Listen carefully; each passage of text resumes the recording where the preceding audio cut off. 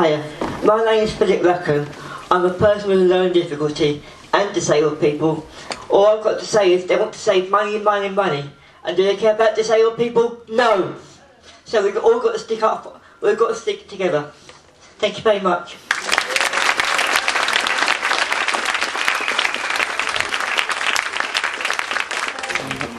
We refuse to be treated like useless eaters. Hear, hear. Yeah. Hear, hear.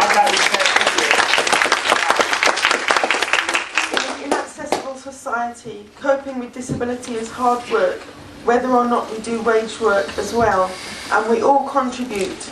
Women pensioners, the hardest hit by home care cuts and fuel poverty, have worked their whole life. Defend Council Housing has joined with Disabled People Against the Cuts, the Right to Work campaign, several tenants' organisations, claimant groups, boycott workfare, various organisations who came together on the 18th of January. 31 organisations came and agreed that this is what we needed to do.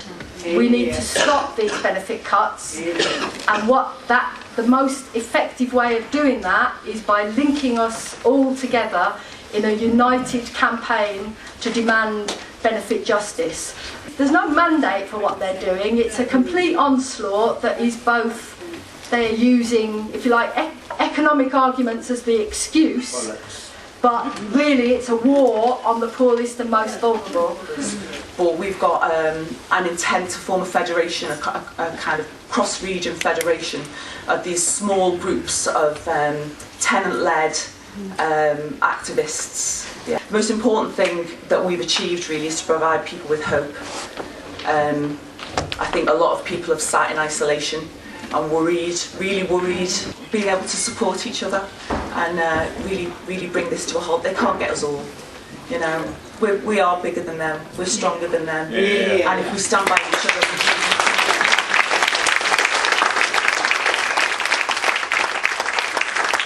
5 minutes I've been given. It's taken me 5 minutes to get up here.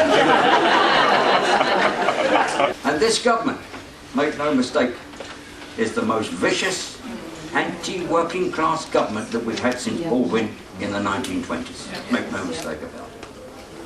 Unity and solidarity of all vulnerable people facing this life of austerity is the only way forward. Bear that in mind. The first thing is I think we need to learn Spanish. If anybody's seen the pictures of the blockades outside people's houses over evictions in Spain going at the minute, we need to learn that. Not a single working class family should lose their homes because of these vicious legislation that is being pushed through. And so I'm all in favour of simple slogans, to be honest with you. They ain't throwing us out of our homes. I think the second thing about it is we have to learn there's two key tactics here that organisations like DPAC, boycott workfare, right to work, resistance and other organisations have done, which is direct action over these issues about it. It's taking to the streets, it is not being invisible, it is not being put away in boxes by the Daily Mail and the rest of them. PCS supports this campaign. Unions and campaigners will need to work together and take action together to defeat the government's assault on the benefit system. It's an absolute privilege to be here, and it's an absolute privilege for my trade union to come and talk to people who recognise the importance of coming together and making sure that that people see through the media and the lies that are perpetrated, and they were told there is no alternative. But the other thing which is really important, it seems to me that Ian and other people raised, is the role the unions can play in this situation. It will be unionised workers who are being asked to pass through the stuff through the councils to throw people out. It will be PCS members that are being pushed to try to pass these attacks through. And we know that these unionised workers do not want to cooperate with these things. They want to fight alongside claimants, and we have to stop the idea that there are divisions between people claiming or those who are protesters of the claim. We are all part of the same class, we all have to stick together. And I just wanted to say one last thing, which is stuff is Budget Day sums this up to me. Because on Budget Day, on the 20th of March, there will be 250,000 civil servants on strike against this government. We have to make sure that every picket line has housing campaigners, disability activists on those picket lines, and at the end of the day, that we all come together to protest. And in London, there's going to be a demonstration outside Downing Street. It should be massive. We should say that the day Budget Day happens is not the start of the day when their offensive against us starts, but it's the day that our offensive against them starts. Sick and disabled people face a terrifying future, being found fit for work by Atos, put on workfare, bedroom tax, council tax contributions, loss of disability living allowance, including in wage work, and much more. In Venezuela, people know the difference it makes to have a head of state on your side. I live in a one-bedroom flat in a housing co-op. Camden stopped my housing benefit just because I hadn't sent back the bedroom tax form. They assumed I must have extra space because I get DLA. They want to bully people into submission. A letter telling you your benefits are changing causes panic. Some people have ended up homeless and destitute from not replying. Thousands of people have committed suicide or died under work conditions for employment and support allowance. The government has been forced to stagger abolition of DLA because of the outcry from disabled people, carers and families. We've protested at Atos headquarters in Triton Square. We got MPs like John McDonnell and Michael Meacher to put motions and raise debates about Atos. Single mothers, 92% of lone parents, right, have been organising against welfare reform since 1997, when New Labour came in and cut lone parent premium, if you remember, and they called mothers workless. And there's been a huge witch hunt against us and our benefits ever since. Current research definitely has found that single mothers, more than any other group, are bearing the brunt of the cuts, losing a month's income each year if all the changes go through, other benefit cuts and of course job losses. 1 in 4 children in the UK live in poverty. Over half of children of colour are poor. Children with a disabled parent are more likely to live in severe poverty. Children are stealing food, police are giving out vouchers, 2/3 of teachers are having to buy food for pupils so they can concentrate, and food banks are massively growing. We don't see it as divisive, making visible women and people of colour and those of us with disabilities and the particular situations that we're facing. In fact, we say it's a strength that, so that by raising those our issues, those of us with the least power, make sure that no one is left out, and all of our movement, our caring movement here today should include that, so that no one is left out at all. I think people very crucially talk about the need for unity, and because our opposition, the government, they know that united we stand and divided we fall. They started at the beginning by saying that anybody in receipt of incapacity benefit was a scrounger, and they tried to divide us. They tried to divide disabled people from non-disabled people, and I think when 80,000 people stood up at the Paralympics last year and booed George Osborne, it was a sign that actually they have lost that argument, and we have to make sure that we win the argument that actually the real people to blame in this society for the current state of our society is the government and the fat cats who they serve. But finally, I want to say this, because they're not going to stop with disabled people, benefits claimants and public sector housing tenants. Already they're going on, aren't they, about all the Romanians and the Bulgarians who are going to come into the country at the end of the year. And what they're doing in a very clear way is they're trying to get us to blame immigrants for the problem in this country. Those people are not to blame. We know who's to blame. It's not immigrants, it's this bloody government.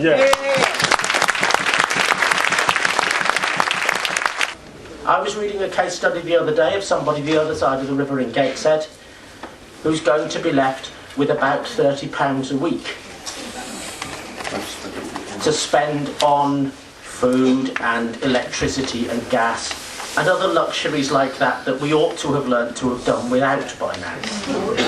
So I think we must call things by their proper names.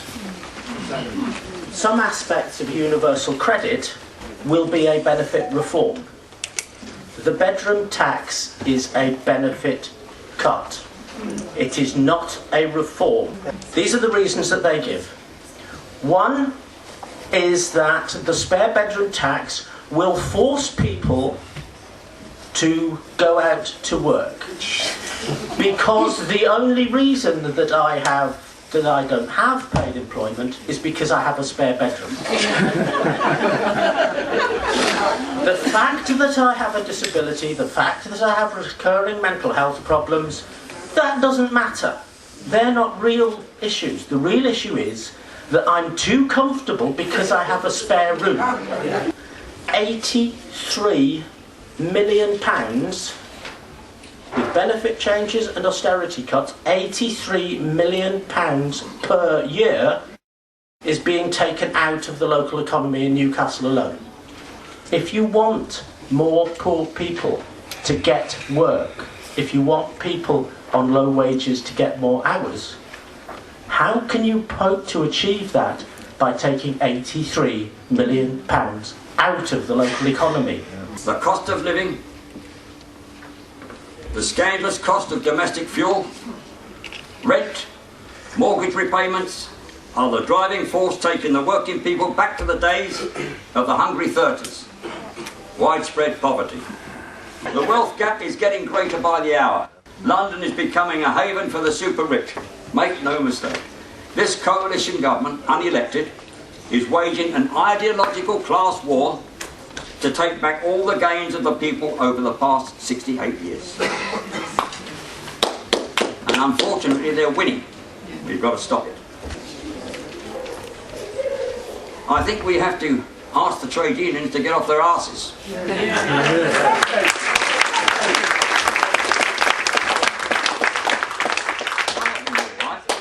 So there are others, and hopefully we'll see the return of a Labour government. But they're going to say, we mustn't rock the boat. I say, let's sink the bloody boat.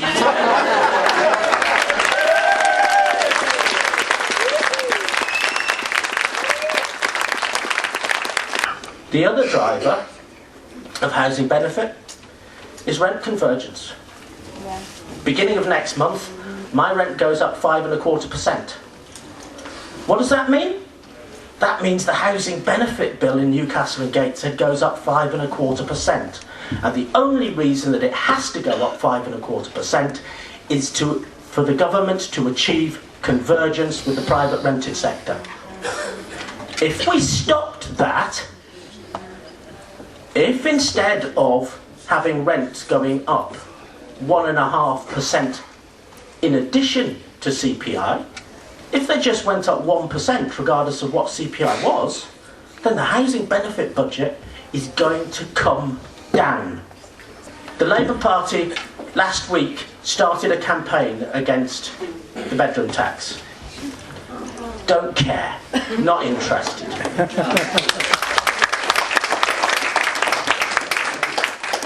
The question from this meeting today and from all of our meetings around the country has got to be to say to Westminster MPs and to those who want to be Westminster MPs, if we vote for you, what are you going to do about the bedroom tax and when are you going to do it? Thank you.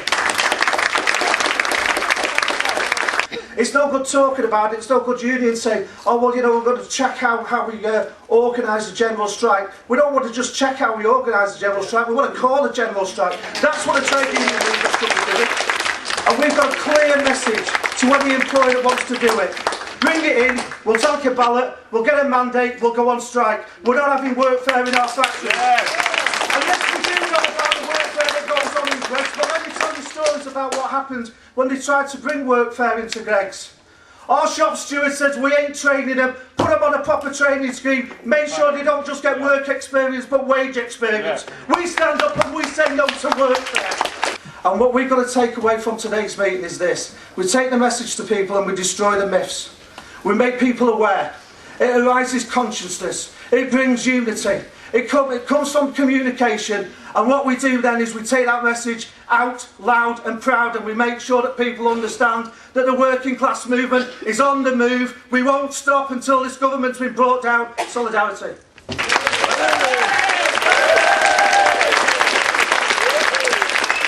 So we started the 1,000 Mothers March because nobody could explain better than Kim why we need to support the mothers, particularly the single mothers who live alone and have to cope with the persistent denigration by this dreadful government of who they are, what they do, and the important job they have of looking after their children. 13th of April, 11 o'clock, Town Hall, you're all expected there.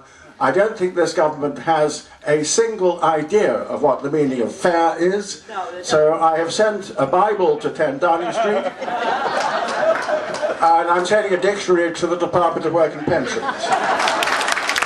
The argument that keeps getting put as a drip, drip, drip in the press and the media is skivers versus drivers, scroungers versus hard-working families. You know, the code words being used in all these things are always about trying to divide us further because they know that the government does not have popular support. I want to see more councils, unions like Camden, where the housing workers and the union Unison have agreed that they will not evict people that are going to be evicted as a result of benefit cuts.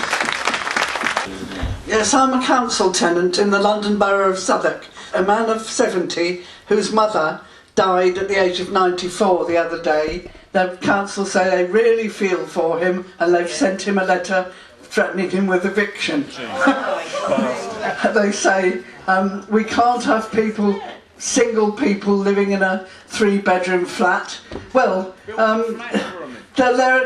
they're saying they're going to build 200 new flats by 2020, and there are more than 20,000 people on the council waiting list. I think what we need is far more council housing being built, and Ian Duncan Smith should tell us exactly how many extra houses and extra bedrooms he has, and he should have amounts deducted from his MP's salary for every extra bedroom.